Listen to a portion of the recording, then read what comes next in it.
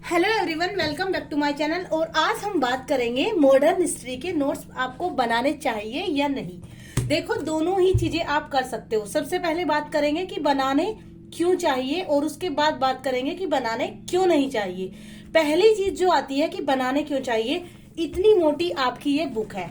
इसमें मेरे को लगता है कि 900 के करीब, 850 900 के करीब पेज होते हैं। जिसके बाद होता क्या है, आपने इसको मान लो पढ़ लिया। देखो, मैंने तो इसको काफी टाइम पढ़ लिया है, बट ये डिपेंड करता है कि आपने अटेम्प्ट कितने दिए हैं, आप प्रिपरेशन कितने साल से कर रहे हैं। अगर आप एक ही साल से प्रिपरेशन कर रहे हैं तो ऑलमोस्ट आप इसको 2 टाइम पढ़ सकते हैं, क्योंकि और भी बहुत सारे सब्जेक्ट होते हैं जिनको पढ़ना होता है। बट जैसे जैसे आपका टाइम इंक्रीज होता जाएगा, जैसे जैसे आपके ईयर्स, क्योंकि देखो, ऐसा मान लेना फर्स्ट अटेम्प्ट में ही क्वालिफाई करते हैं वो बच्चे होते हैं जिनको बाकी सब काम नहीं होते हैं, फैमिली वगैरह ये, या फिर वो बहुत ज्यादा मतलब अपना टाइम देते हैं। देखो, जैसे हम फैमिली वाले हैं और बच्चा है तो इतना ज्यादा टाइम नहीं होता कि एक ही साल में इसको 15 बार पढ़ सके। अब बात करते हैं कि जैसे आपने इसको मान लो पढ़ लिया। मैंने तो इसको बहुत ज्यादा पढ़ा हुआ है, पूरी बुक मेरी फटी पड़ी है, ये मुझे नहीं लेनी पड़ेगी। बट इसमें क्या है, आपने मान लो अंडरलाइन भी कर लिया जैसे कि मैंने किया हुआ है। बट जब एग्जाम टाइम आएगा, बिल्कुल जेन्युइन प्रॉब्लम बता रही हूँ जो मैंने खुद ने फेस की। जब एग्जाम टाइम आएगा तो होगा क्या कि आप इस लाइन के साथ साथ इसके बीच में जो ये है ना एंड ये वाली चीज, इसके बीच में जो वाली चीज आपने पूरी छोड़ दी थी कि इसको मेरे को दोबारा नहीं पढ़ना है, ना चाहते हुए भी आपकी नजरें इस पे भी जाएगी, जिसमें कि फिर आपका माइंड कंफ्यूजन में आ जाएगा, इसको करना है कि इसको करना है। बीच वाला खुद ही कब होता चला जाएगा आपको पता नहीं चलता है। हाईलाइट कर लो या अंडरलाइन कर लो, ये प्रॉब्लम सबके साथ आती है मुझे लगता है, क्योंकि मैंने जितने बच्चों से बात की उन्होंने हाँ किया है, तो इसलिए मैंने बोला। उसके बाद दिक्कत क्या आती है, एग्जाम टाइम पे इतनी मोटी बुक आप रीड नहीं कर पाते, बार बार मल्टीपल रिवीजन नहीं कर पाते। और आप खुद ही बताइए, क्या कोई रोबोट है कि इसका हर वर्ड मतलब पेज है 829, उसको पूरा अपने माइंड में रिकॉल रिवीजन ऑल चीज कर सकता है? और बाकी सब्जेक्ट भी जब इतने सारे हैं, करंट अफेयर है, पॉलिटी, बाकी सारे सब कुछ ही है यूपीएससी में ऑलमोस्ट, तो उसके बाद इसको बार बार एग्जाम टाइम पे पहले तो कर लेते हैं, क्योंकि पहले तो हम ऐसे लगा लेंगे 10 page per day, 15 page per day, but exam time पे रिवीजन करने में बहुत ज्यादा दिक्कत आ जाती है। इस वजह से आई थिंक कि नोट्स बनाने चाहिए। बट अभी बात करेंगे एक चीज पे और, कि बनाने मतलब इसमें है क्या, इस बुक को पढ़ना बहुत ज्यादा जरूरी है, क्योंकि इसमें स्टोरी की तरह चीजें हैं। मतलब आप जब याद करने की कोशिश करेंगे तो वो आपको ओनली फैक्ट ही करनी है। जैसे मान लो कि 1857 की क्रांति के कारण क्या है, प्रभाव क्या है, परिणाम क्या हुए थे, बट अगर उसको समझना है कि वो कैसे हुई थी, और वो फैक्ट जो आप एग्जाम में लिख पाएंगे कि कारण क्या थे, वो आप इस बुक को पढ़ के समझने के बाद ही लिख पाएंगे।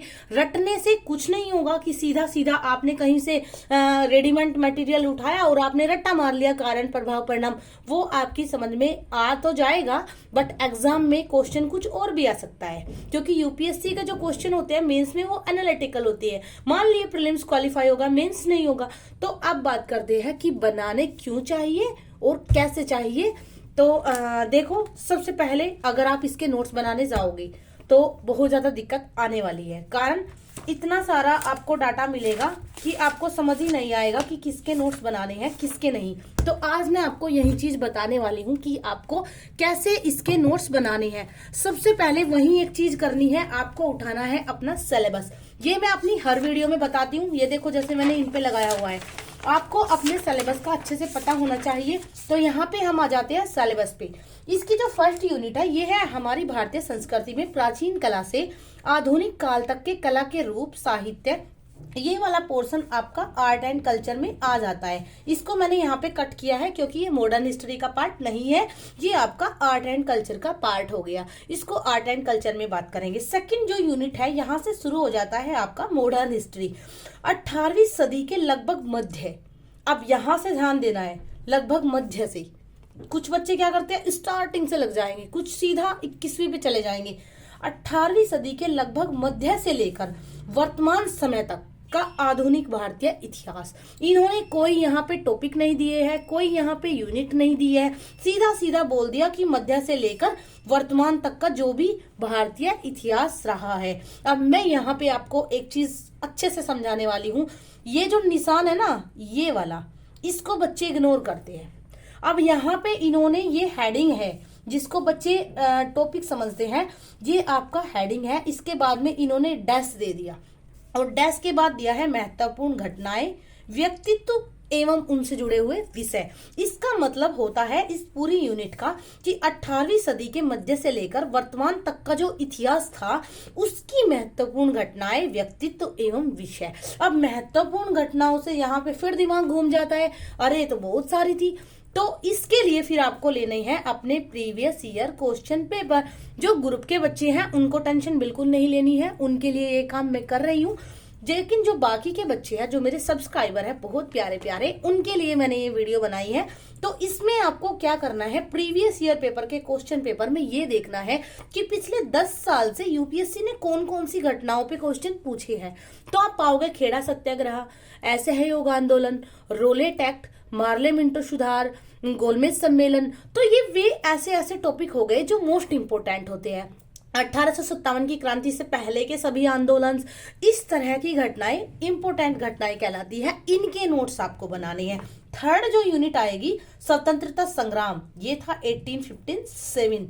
इसके विभिन्न चरण, देश के विभिन्न भागों में इसने अपना योगदान देने वाले महत्वपूर्ण व्यक्तित्व, यानी कि किस स्टेट में, किस देश के भाग में किसने अपना योगदान दिया और कैसे दिया, ये सभी चीजें आपको इस यूनिट में पढ़नी है। हो गया ना कितना अच्छे से सिलेबस डिस्क्राइब।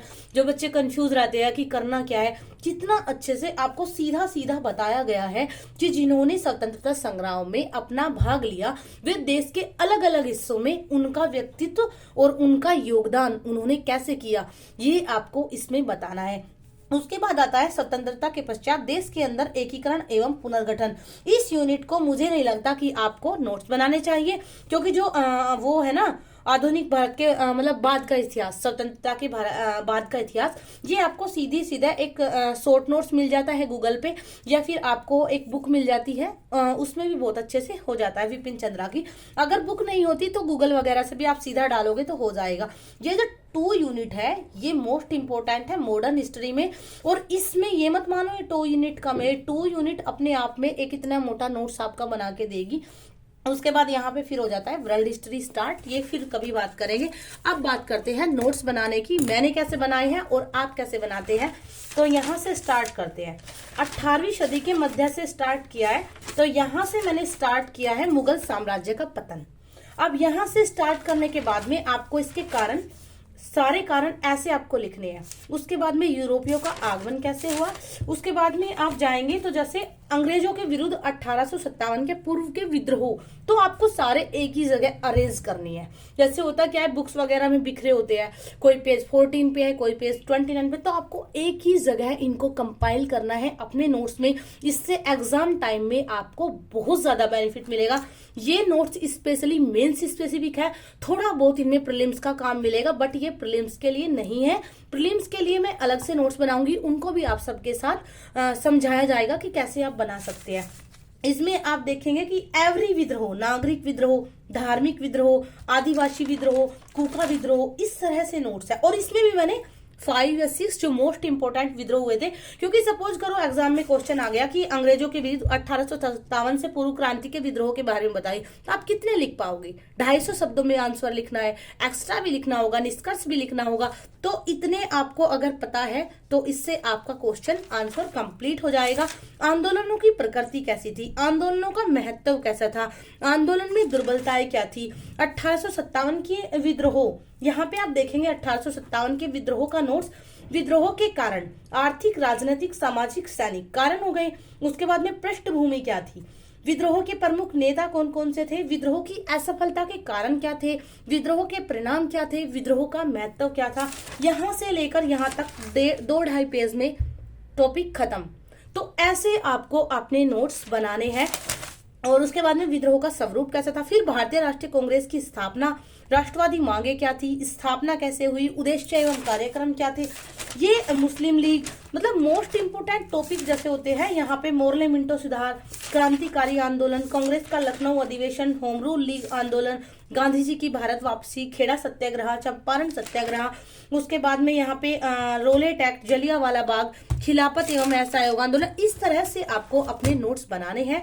आई थिंक कि आप बहुत अच्छे से समझ चुके होंगे। एंड अभी आप मेरे चैनल को लाइक जरूर करना, और किसी भी टॉपिक से रिलेटेड आपको वीडियो चाहिए तो नीचे कमेंट जरूर कीजिएगा। और अभी के लिए सभी को प्यार भरा बाय।